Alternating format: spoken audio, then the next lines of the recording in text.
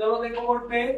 तो आज हम लोग पढ़ेंगे चतुर्भुज दास स्वामी के बारे में, जो अष्टशास्त्रीय कवियों में जो इनके गुरु है विठलनाथ जी, इनके शिष्य माने जाते हैं। तो इनके बारे में आज हम लोग पढ़ेंगे कि चतुर्भुज दास जी का जन्म कब हुआ था, मृत्यु कहाँ पे हुआ था, इनके पिताजी का नाम, इनके बारे में पूरे डिटेल पढ़ेंगे। तो चतुर्भुज स्वामी की अगर बात किया जाए, तो अगर जन्म की बात किया जाए कि इनका जन्म कब हुआ था, 1530 ईस्वी में चतुर्भुज स्वामी जी का जन्म हुआ था। अगर बात की जाए कि जन्म स्थान कहाँ पे है चतुर्भुज स्वामी जी का, तो जन्म स्थान वही है जहाँ पे भगवान श्री कृष्ण का जन्म हुआ था, यानी कि वृंदावन, यानी गोवर्धन पर्वत वाला जो एरिया है।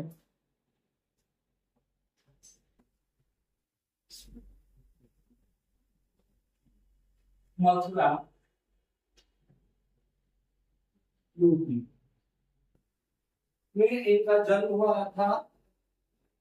ठीक, अगर बात की जाए कि चतुर्भुज स्वामी जी के पिताजी का नाम बताइए, तो चतुर्भुज स्वामी जी के पिताजी का नाम जो है वो भी एक अर्थशास्त्री, बहुत ही प्रसिद्ध कवि रहे हैं, उनका ही ये इनके पिताजी का नाम है। यानी कि अगर बात की जाए कि इनके पिताजी का नाम, उनके पिताजी के नाम जो वल्लभाचार्य जी के शिष्य रह चुके हैं, कुंभन दास जी, वल्लभाचार्य जी के शिष्य भी रह चुके हैं कुंभन दास। तो इनके पिताजी का नाम आता है कुंभन दास। ये बहुत बार क्वेश्चन पूछा गया है कि अष्टशास्त्रीय कवियों में कौन सा ऐसा जोड़ा है जिसमें पिता और पुत्र का जोड़ा है। तो पिता और पुत्र की जोड़े की अगर बात की जाए तो कुंभन दास जी है और चतुर्भुज दास स्वामी जी है। यानी कि इन दोनों में एक तो पिताजी है, तो एक पुत्र है। अगर बात की जाए कि इनके गुरु का नाम बता दीजिए, इनके अगर गुरु के नाम की बात की जाए, यानी चतुर्भुज स्वामी जी के गुरु का नाम, तो सबको पता है इनके गुरु का नाम होगा विठलनाथ, क्योंकि विठलनाथ जी के 4 शिष्य थे और वल्लभाचार्य जी के भी 4 शिष्य। तो हम लोग वल्लभाचार्य जी के बारे में पढ़ चुके हैं, पढ़ रहे हैं विठलनाथ जी के।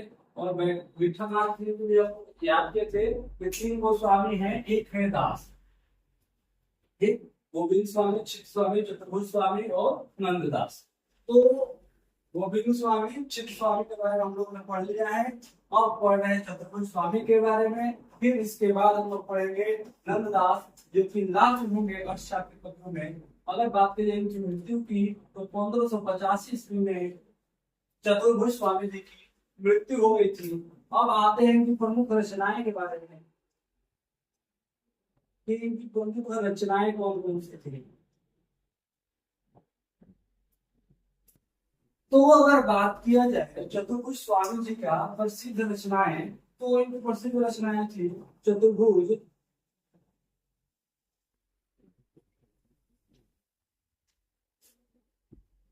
कीर्तन संग्रह, पहली इनकी महत्वपूर्ण रचनाएं। दूसरी थी दान,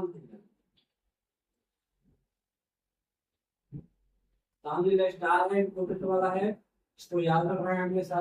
ठीक है सर। फिर अगला है भक्ति प्रताप, फिर भक्ति प्रताप प्रताप के बाद है हित जू को मंगल।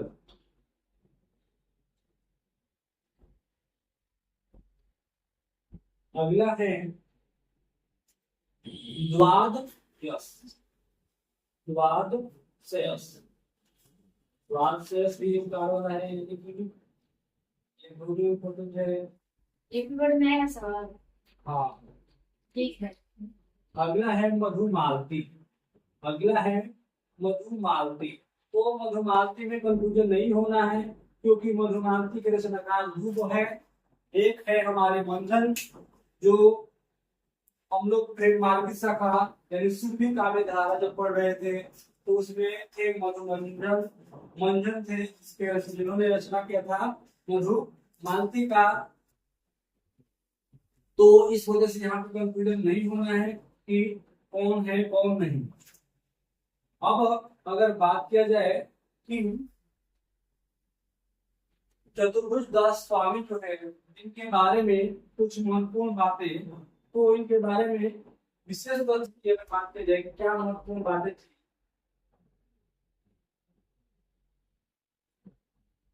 तो पहला अगर बात की जाए कि महत्वपूर्ण बात, तो पहला था कि कुंभन दास जी के सबसे छोटे पुत्र थे। पहला इनके बारे में सबसे महत्वपूर्ण बात ये थी कि कुंभन दास जी के सबसे छोटे,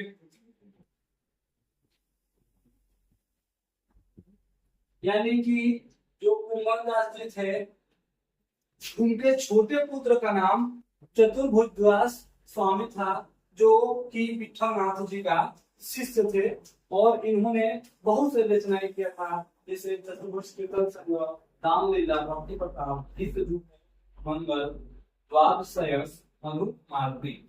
अब बात किया जाए दूसरा कि कुंभन दास जी जो है इनके क्या है, पिता है कुंभन दास पिता और चतुर्भुज दास पुत्र का जोड़ा है। कहने का मतलब है कि बहुत सारे क्वेश्चन आ गया है, अष्टक के कवि बता दीजिए कि किस कौन सा दो कवि है जो पिता और पुत्र के जोड़े में है। तो कुंभन दास और चतुर्भुज दास ऐसे हैं जो पिता और पुत्र के जोड़े में हैं। इन्होंने यह स्वयं की शिक्षा देकर पुष्टि मार्ग की दीक्षा दी। ये खुद ही अपना शिक्षा ग्रहण किए और शिक्षा ग्रहण करके पुष्टि मार्ग का रास्ता अपनाया। ठीक, इनके अगर चर्चित पद में बात की जाए तो जसोदा कहो कहाँ कहो कहो बात, तुम्हारे सूत के कर्तव्य में पे बहुत कहीं नहीं जा।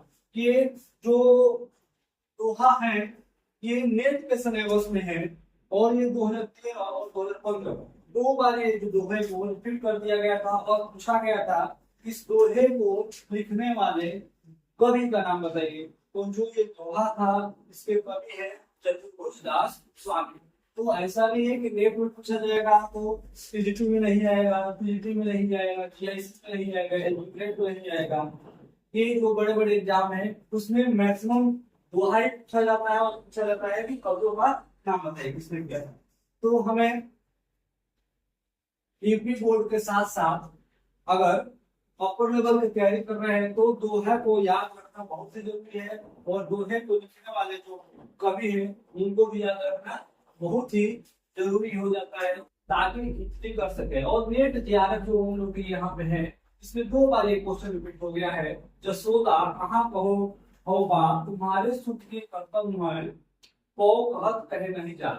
ठीक, तो अगर बात किया जाए कि आज हम लोगों ने किसके बारे में पढ़ा है तो विठलनाथ जी के जो शिष्य है चतुर्भुज दास स्वामी उनके बारे में पढ़ा है। इनका जन्म हुआ है 1520 ईस्वी में। जन्म स्थान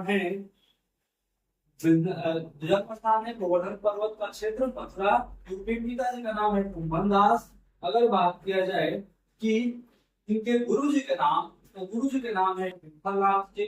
मृत्यु उनका हुआ है 1585 में। अगर रचनाएं की बात किया जाए तो कीर्तन संग्रह है, तानलीला है, भक्ति प्रताप है, मंगल है, द्वादशयस है, मधुमालती है। और महत्वपूर्ण बातें की बात की जाए तो ये कुंभन दास जी के सबसे छोटे पुत्र थे।